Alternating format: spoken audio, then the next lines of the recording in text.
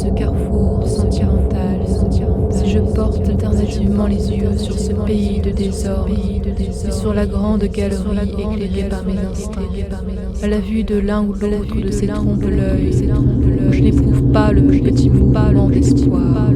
Je sens frémir le sol et je me trouve soudain comme un marin à bord d'un château en ruine. Tout signifie un ravage, tout se détruit sous ma contemplation. Le sentiment de l'inutilité est accroupi à côté de moi, sur la première marche. Il est habillé comme moi, mais avec plus de noblesse. Il ne porte pas de mouchoir. Il a une expression de l'infini sur le visage, et entre ses mains, il tient déplié un accordéon bleu dont il ne joue jamais, sur lequel on lit pessimisme. Passez-moi ce morceau d'azur, mon cher sentiment de l'inutile. Sa chanson plairait à mes oreilles. Quand j'en rapproche les soufflets, on ne voit plus que les consonnes. Je les écarte et voilà les i. Pessimisme, le e. Pessimisme, ça gémit de gauche à droite. Pessimisme, pessimisme, pessimisme, pessimisme, pessimisme, pessimisme, pessimisme, pessimisme, pessimisme, pessimisme, pessimisme, pessimisme. L'onde aboutit sur cette grève avec un éclatement barbare et reprend le chemin durant le chemin.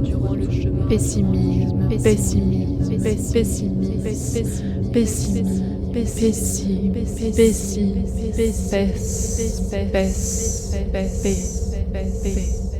plus rien.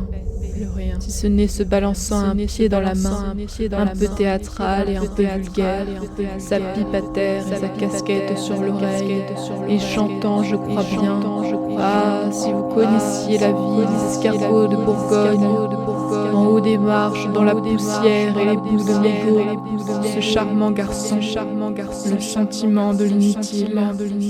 Je reviens sur mes pas, la lumière à nouveau se décompose à travers le prisme d'imagination. Je me résigne à cet univers irisé. Qu'allais-tu faire, mon ami, aux confins de la réalité? Voici ton royaume de sel, gemmes, de tes astéries et tes fameux gisements. Tu sais bien, plaisanterie anodine, que tu es l'Aladin du monde occidental. Jamais tu ne sortiras de cette grande tache de couleur que tu traînes au fond de tes rétines. Débat ridicule qu'une flamme dans le feu. Tu ne quitteras pas ton navire d'illusion, ta villa de pavots, joli toit de plumes. Des geôliers dieux passent et repassent en agitant leurs trousseaux de reflets. C'est en vain que creusant depuis 26 années avec un morceau de raison brisé, un souterrain qui part de ta paillasse. Tu crois aboutir au bord de la mer. Ta mémoire ouvre sur une oubliette. Là, tu retrouveras toujours les mêmes fleurs, les mêmes forêts de cheveux, les mêmes désastres de caresses. Dans ta thébaïde, les lions couchants sont des lueurs d'amnésie et des fantômes. Les fantômes nacrés ont l'air de prier et s'effacent. Esclaves d'un frisson, amoureux d'un murmure, je n'ai pas fini de déchoir dans ce crépuscule de la sensualité, un peu plus impalpable, un peu moins saisissable. Chaque jour, je m'estompe en moi-même et je désire enfin si peu qu'on me comprenne. Et je ne comprends plus ni le vent, ni le ciel, ni les moindres chansons, ni la bonté, ni les regards. Tout signifie un ravage, tout se détruit sous ma contemplation. Tout signifie un ravage, tout se détruit sous ma contemplation. Tout signifie un ravage, tout se détruit sous ma contemplation.